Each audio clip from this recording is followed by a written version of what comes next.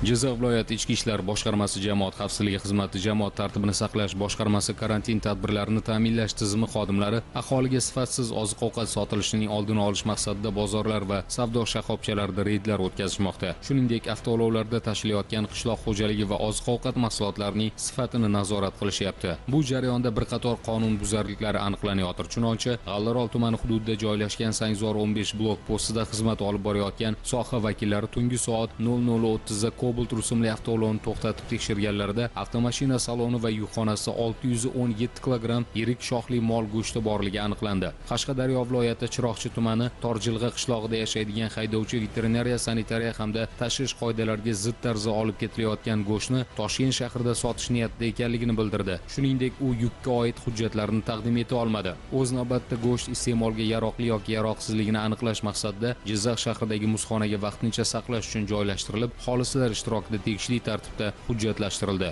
Go'sht mahsuloti iste'molga yaroqsiz ekanligi aniqlanib, tegishli tartibda yoqib yo'q qilindi.